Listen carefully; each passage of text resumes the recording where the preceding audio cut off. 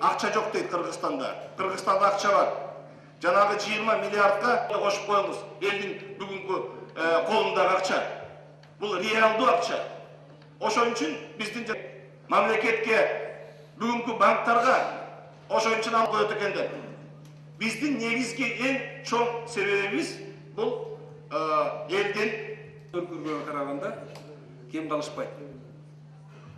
Эгерде биз туура башкарып, туура программаны түзүп, мүмкүнчүлүк бар.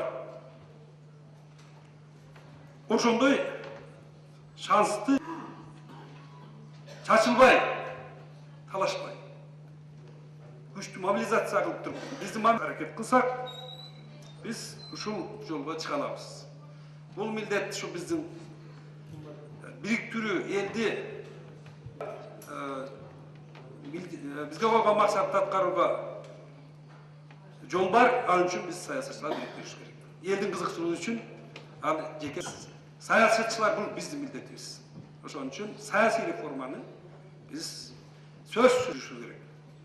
Ушул жагы кичине кечеңдеп атат. Муну элдин баары билет.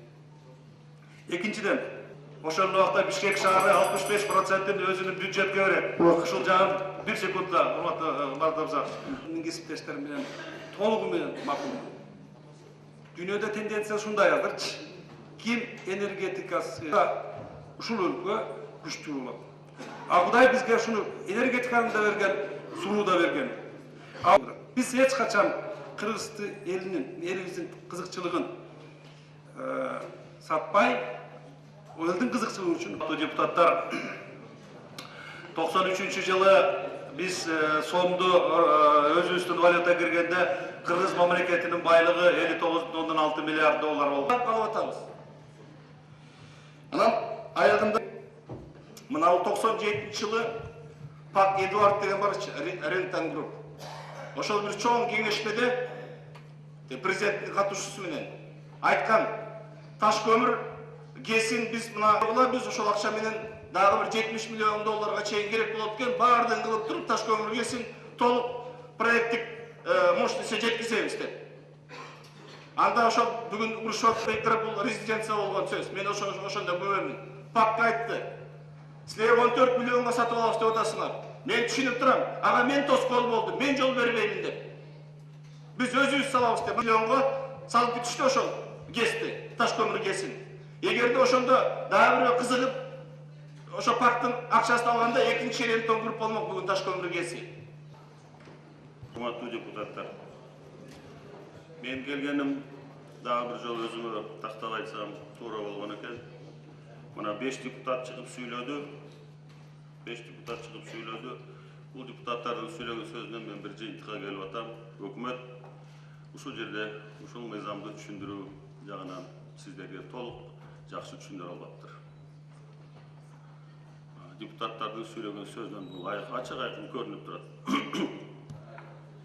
Значит, бул жерде мен байкашыма караганда Чудинов, вы представляли законопроект? Непонятно, правда, почему. Вы хоть и газовик, но я считал, что вы достаточно хорошо осведомлены в этой области. Вот. Если бы это был другой человек, я бы сомневался, но вы должны были, судя по выступлению депутатов, не смогли довести до них. Вот. Это очень плохо. Это очень плохо. И зря столько времени потратили, получается. Если до сих пор члены парламента не знают, а что же будет дальше. Я полностью поддерживаю, понимаю их беспокойство. Все, что было до этого с приватизацией, оценку дали, не удовлетворили 3 этапам. И после этого еще Хамбаратанам депутаттарын суралын так жооп бере алгандан кийин ким калдайт муну? А что тут непонятного, я не понимаю. Тогда давайте я буду представлять этот законопроект. Тогда зачем вы, уважаемые члены правительства? Каждый себя в грудь бьет, и член правительства, и члены парламента некоторые, все знаете.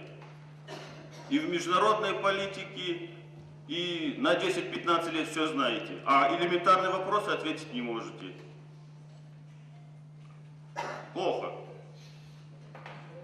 Эми урматтуу депутаттар, мына өзүңүздөр айттыңыздар, мен ойлойм өкмөт туура жыйынтык чыгарып,